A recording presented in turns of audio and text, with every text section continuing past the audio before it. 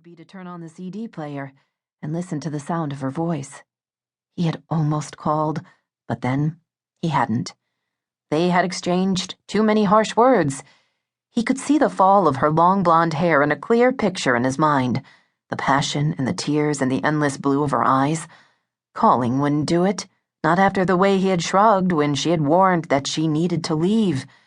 Go home. He was parked, he realized. He squinted.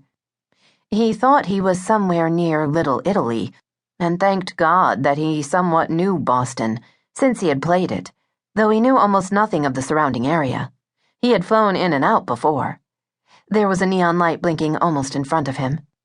It was like a flipping miracle. He had gotten a parking space in the city of Boston right in front of a restaurant, or a bar, or something. He couldn't make out the name. It wasn't just his exhaustion. There was a fog sitting over the city. He stumbled out of the car and straightened, blinking. Wherever he was, it didn't matter. He needed something to eat and something to drink. And no matter how desperate he had become to reach Megan in person, he was going to get some sleep somewhere very near. Even if he paid too much for a hotel room. He'd die on the road for sure and take someone else with him if he didn't get some sleep. But first, food and a cold beer. Teresa Kavanaugh left the bar late, and admittedly a few sheets to the wind. However, she was deeply unhappy to realize that she would be walking home.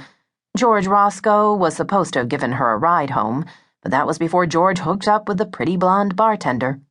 It hadn't mattered at the time, because Teresa had found the guy at the pool table to be totally fascinating, and she had been certain that he intended to give her a ride home. She had been rather careful not to introduce him to either Sandra Jennings or Penny Sanders, because though they were all co-workers at the office, they weren't really best friends. And even best friends, she had discovered, might hone in on a cute guy a girl met at a bar. She had seen him standing by the table first, chalking a cue stick, but he had no partner. "I'm pretty good," she had told him.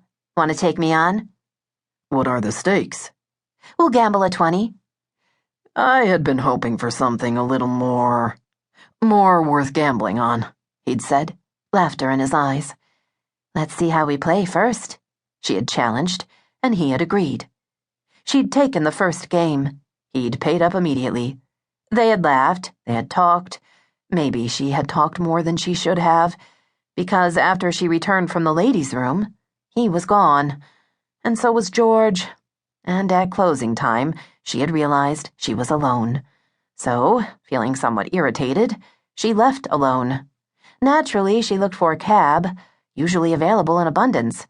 But there was so much construction in the downtown area, the cabbies were avoiding the place, or they had already been taken, or perhaps, because of the hour, they had given up and gone home. She could have tried calling, but when she returned to the bar to do so, the doors were locked and no one responded to her banging. She couldn't resort to her cell phone because she hadn't charged the battery. The whole thing had just gone bad. Still, it was all right. There were plenty of lights in the downtown area. Her apartment wasn't that far. And when she started out, it was fine.